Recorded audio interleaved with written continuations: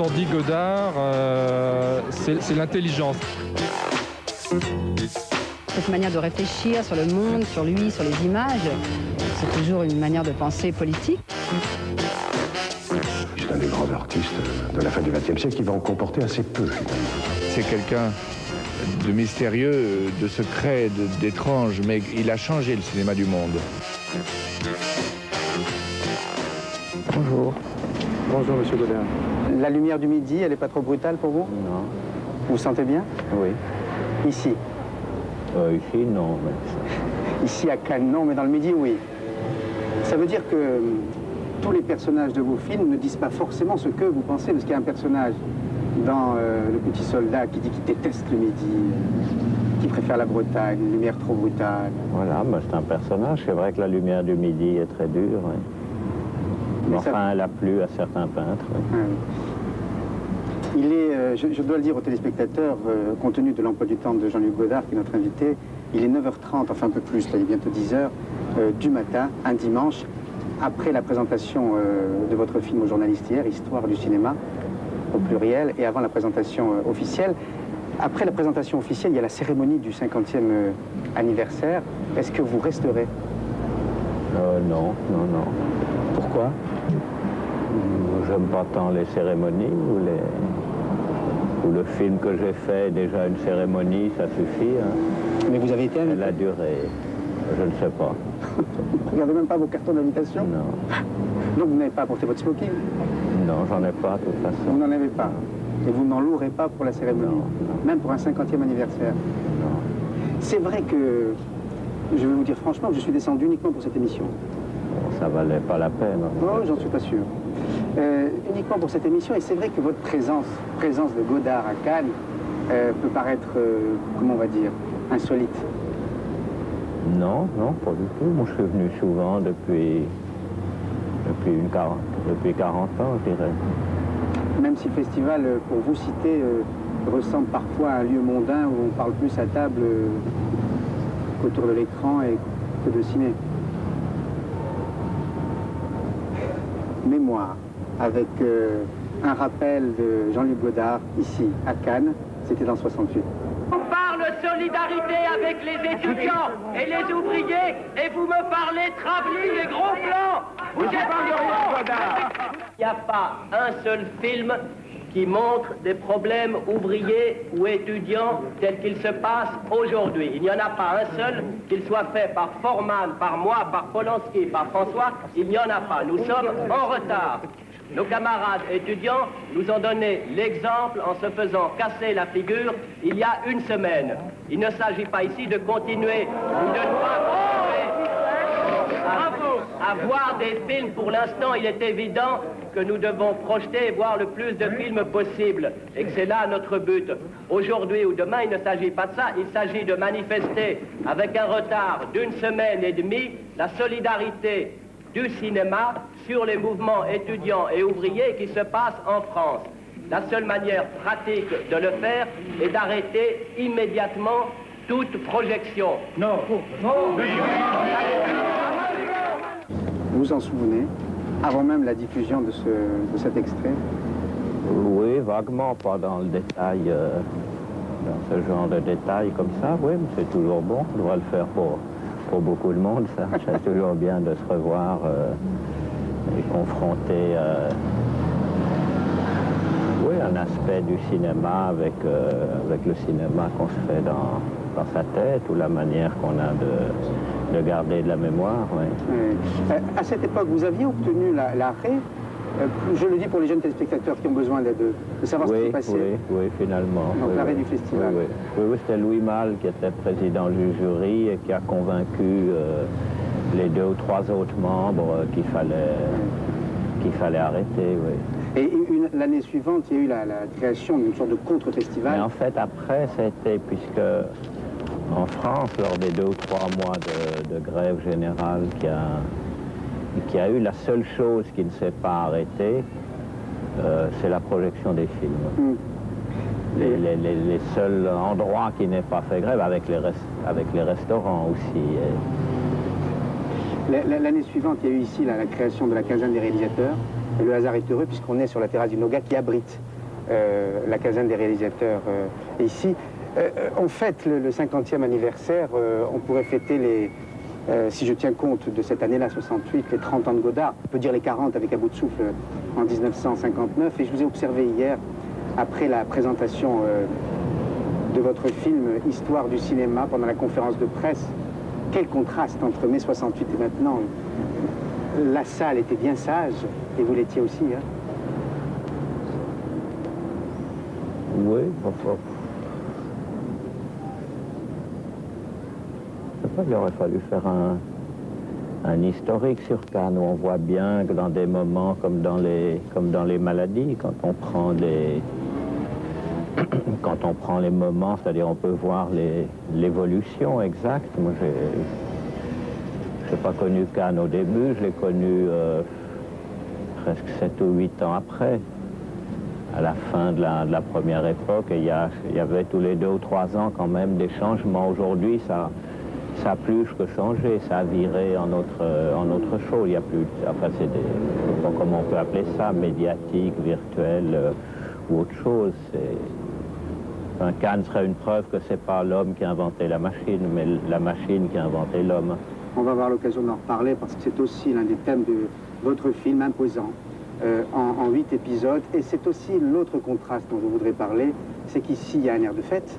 Et on va le voir ce soir au Palais du Festival pour le 50e anniversaire.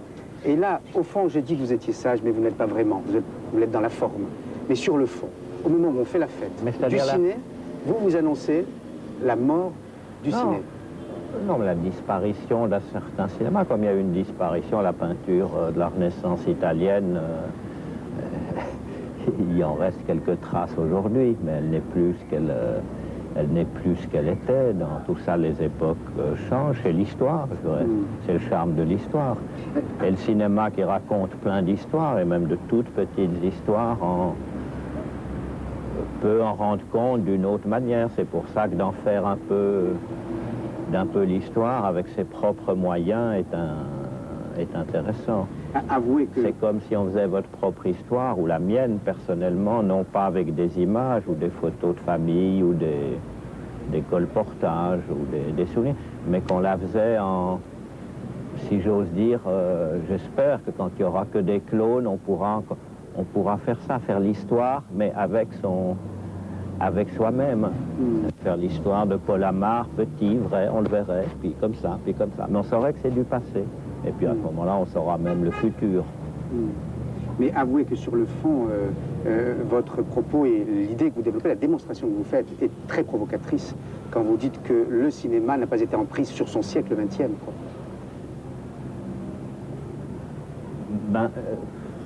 Mais peut-être le XXe n'aura pas existé. On croit, en fait, le 19e s'est prolongé beaucoup, comme une lente surimpression. Et puis le 20e, il a été, pour employer une image de cinéma, on est passé au début du 21e et le 20e est resté entre les deux. C'est pour ça qu'on ne l'a pas vu, parce qu'on n'a pas séparé les deux moments. Et donc je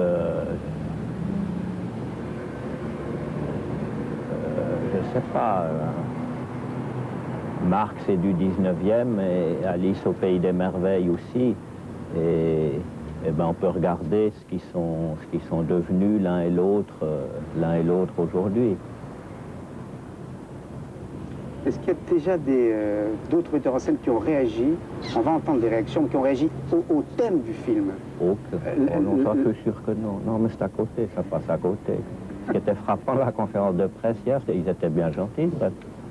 Trop gentil, je trouve. Non, oui, mais c'était des Coréens, des Argentins, des Espagnols, il n'y avait pas un Français. J'étais très impressionné par ça, absolument. Donc, c'est un autre monde, ils étaient eux-mêmes, ils savent plus où ils sont. Ils viennent en Europe pour retrouver quelques marques, parce que... Ben voilà, vous devriez être heureux, pour reprendre un terme qu'on entendra d'ailleurs tout à l'heure dans JLG par JLG, vous êtes universel, puisqu'hier, le monde entier vous a posé des questions, sauf la France.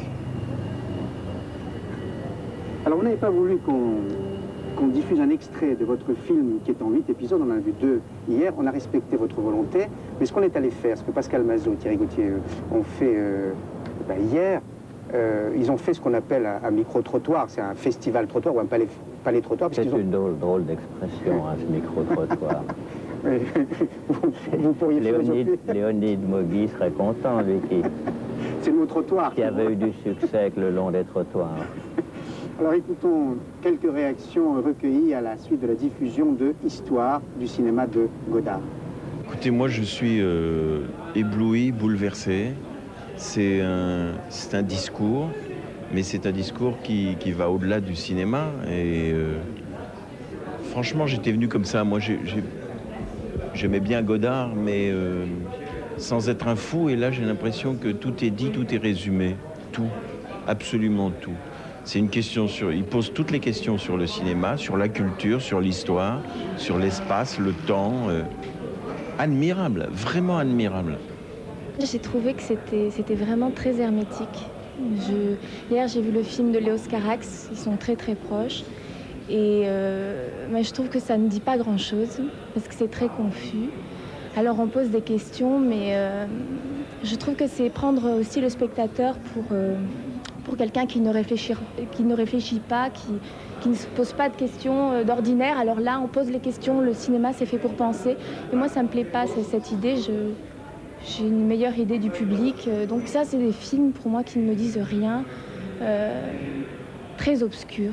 Le chapitre sur le néoréalisme et sur le cinéma italien, qui est vraiment carrément, avec une espèce de mélopée comme ça, qui est très émouvante. On sent ce que ça a été, que cette grandeur italienne, à la fois du cinéma, mais aussi d'un peuple qui a besoin du cinéma pour dire qui il est, dire son identité.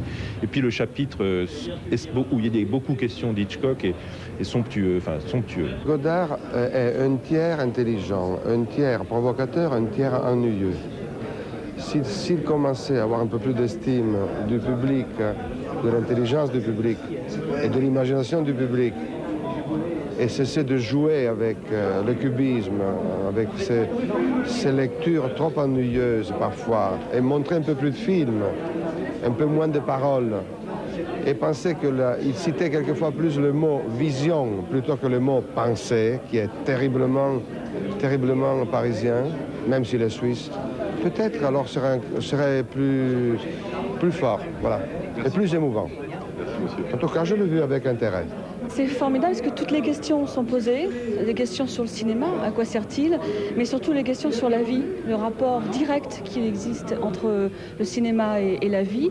Et les réponses, on les a en nous, et ça nous oblige à réfléchir, ce qui n'est pas forcément l'habitude de tout le monde quand on va au cinéma. Et donc je crois que c'est un film essentiel pour ceux qui aiment le cinéma ou qui ont envie de l'aimer vraiment pour ce qu'il est vraiment, un art. Voilà, 5 réactions, entre autres, recueillies par Pascal Mazot et Thierry Gauthier. Une réaction critique, une réaction plutôt neutre, 3 réactions absolument dithyrambiques. Quand vous les écoutez, vous vous arrêtez d'abord comme ça, tout de suite sur laquelle? J'aimerais prolonger la conversation après, et surtout avec ceux qui sont contre, car ce n'est pas la guerre, c'est comme le tennis ou le sport, c'est un match, on doit jouer contre quelqu'un quoique le sport est devenu en émo, on dit toujours de l'autre, il faut le tuer, il faut avoir la haine, ils montrent tous le point. Alors les malheureux noirs qui, à l'époque des Jeux Olympiques de Mexico, avaient fait ça, qui était un geste de pensée, ils ont été radiés à vie et vilipendés. Aujourd'hui, même cette petite Suissesse, Martina Hingis, quand elle gagne, elle fait ça. À qui en veulent-ils quand ils font ça? Vous, quand vous jouez, parce que vous jouez beaucoup au tennis, vous faites quoi? Jamais. Même quand vous perdez Mais vous aimez gagner ou pas, quand vous jouez? J'aime bien jouer. Je suis pas content, mais si l'autre joue bien, on est content aussi. Non, c'est pas ça. C'est comme dans une discussion. Comme dans le film d'Anne-Marie Miéville, ou Platon, Socrate et Calliclès. S'il y a une bonne discussion, voilà, c'est fait. On va pas en mourir. Mais là, par exemple, il y avait une des filles qui disait c'est très obscur. Ils ne respectent pas le public. Et ça n'a pas changé encore, ce vieux truc qui vient des Américains, respecter le public. Il faudrait savoir ce que ça... Enfin, ça me paraît évident qu'on le respecte, sinon on le projetterait pas et on lui demanderait pas de payer sa place. Mais elle dit, c'est obscur, respecter le public, et elle-même, qui est spectatrice dans une salle obscure, ne se plaint pas de l'obscurité de la salle. Et elle ne pense pas à ça. Alors, si je lui dis ça ou qu'on dit ça, on dit provocation. Où est la provocation? De faire un rapport entre obscur, si la pensée est obscure, elle peut dire comment l'éclaircir, ou comment faudrait-il l'éclaircir aussi. Et il y a peut-être une conjonction paradoxale entre vous deux. Elle attend peut-être du metteur en scène... Elle attend qu'on lui dise ce qu'elle sait. Voilà. Et voilà. Pour moi, l'art, c'est dire ce qu'on ne sait pas, montrer ce qu'on ne voit pas. Il y a une chanson de Léo Ferré là-dessus. Et le contraire, sinon vous allez voir autre chose. Voilà, et vous avez anticipé même dans le sport, c'est pour ça que j'aime encore beaucoup le sport, même médiatisé. Et comme ça, c'est que le public attend que l'équipe joue autrement que ce qu'il sait comme un ballon, et sinon on s'ennuie. Alors, je vous avais, comme un joueur de tennis, anticipé ma question. Est-ce qu'au fond, sans le savoir, cette jeune fille qui critique votre film ne vous donne pas raison?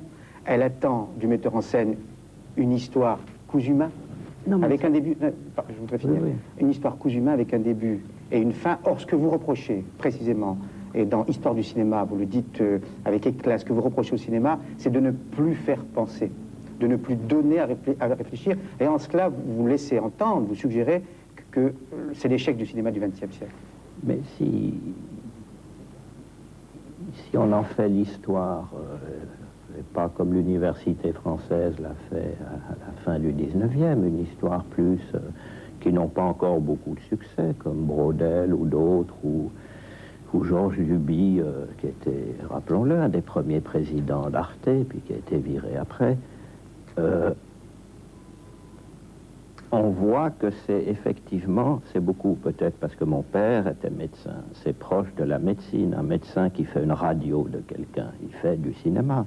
Il a une espèce de caméra, il a une espèce d'acteur.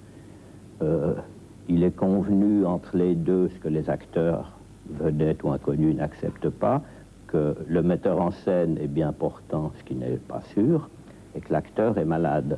On l'appelle le patient. Les acteurs, en général, dans le cinéma, sont impatients. On l'appelle le patient. Et puis, il prend des images de radio. La fortune de Kodak, je le dis un moment, dans l'histoire du cinéma, n'a pas été faite avec le négatif 35. Elle a été faite, et encore aujourd'hui, avec des plaques de radio. Une des fortunes de Sony, c'est ce qui fait les échographies. Les petits... Alors, moi, je me suis servi du même appareil que les médecins ont pour faire les échographies, qui sort une petite photo pour faire le livre des histoires du cinéma. C'est-à-dire, on examine ce qui va mal et puis on essaye après d'appliquer.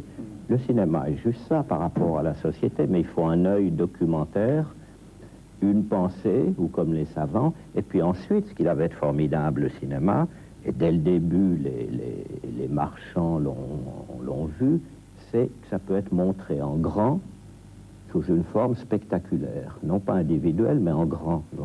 C'est-à-dire que tout le monde, il y a un aspect très démocratique. Et que ce qu'on peut regretter, c'est que l'aspect spectaculaire est éliminé, comme Caïn a éliminé Abel, et éliminé l'aspect documentaire. Ce regard... Et il l'a fait très vite, ça, très très vite. Ce regard au scalpel que vous portez sur le cinéma, on le trouve aussi dans une esquisse de ce qui peut être tout ce que vous faites dans l'histoire du cinéma, dans un film qui est sorti récemment, qui est un film de fiction, Forever Mozart. Je voudrais qu'on regarde cet extrait, et moi j'y ai vu comme une ressemblance, peut-être fictive ou pas, je ne sais pas, entre ce metteur en scène, ce personnage Vicky, qui est dans Forever Mozart, et peut-être vous-même. Extrait. Et l'actrice, qui ça va être? On vous le dira plus tard. Plus tard. Voilà les photos.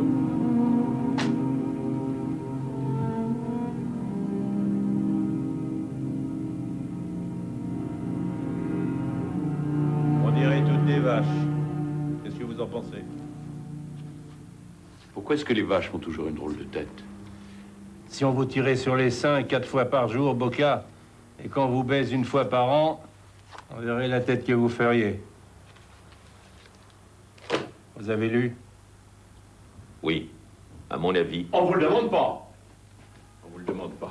Du travail, c'est tout. Je me fiche de l'histoire. Ce que je veux, c'est que ça s'appelle le boléro fatal et que la fille meurt à la fin dans un cyclone.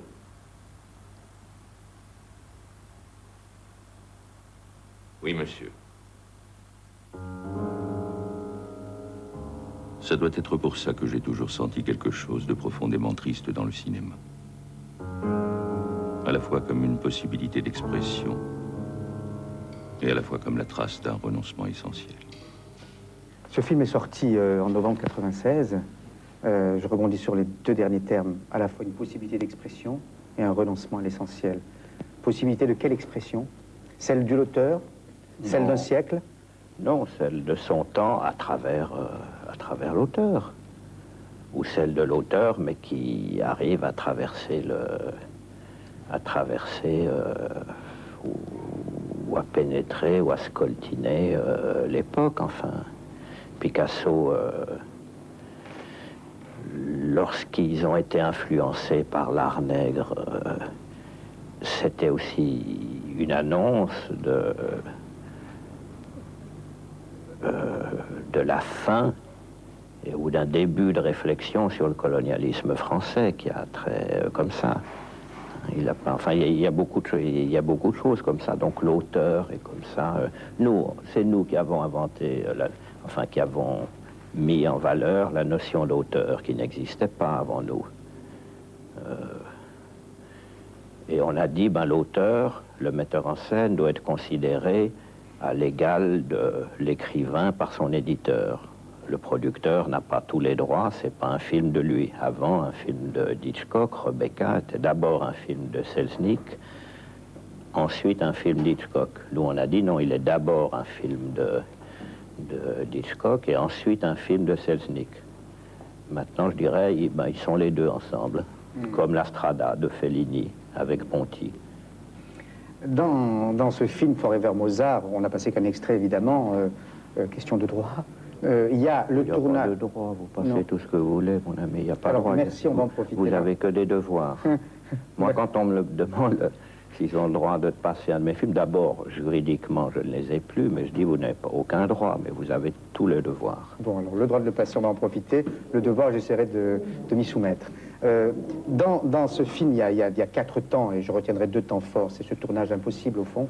Et puis, un autre temps, c'est une équipe de théâtre, mais on est dans le spectacle, qui va tenter d'aller jouer à Sarajevo et qui va échouer parce que la violence des Serbes, en l'occurrence, est beaucoup plus forte, au fond, que leur propre volonté. Donc il y a comme un échec de cette équipe qui nous renvoie à cet échec que vous mettez en relief. Oui, c'est l'échec de Jeanne d'Arc.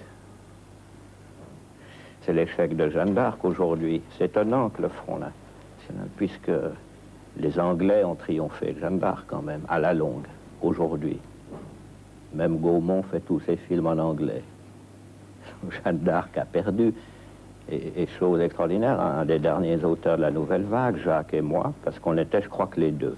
François était en dehors, et comme ça, Jacques Rivette, oui. Eh bien, un de ses plus grands films, qui est Jeanne d'Arc, a échoué à l'époque où il devait échouer, j'entends commercialement. Et il n'est resté qu'en tant qu'art. Mais l'art n'a aucune valeur, l'art ne peut pas marcher.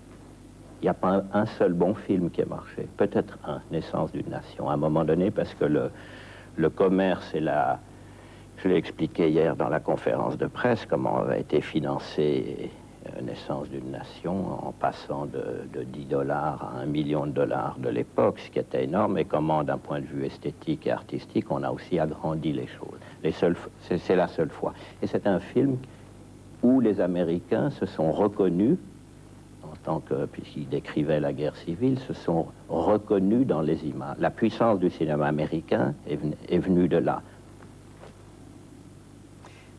Je reprends la question sur Sarajevo et la guerre. Vous dites dans l'histoire du cinéma qu'il n'y a quasiment pas eu un seul de film de résistance pendant la Deuxième Guerre mondiale. Oui, ça veut dire que le cinéma n'a pas pu ou n'a pas voulu restituer cette période qui a été la plus bouleversante de notre siècle?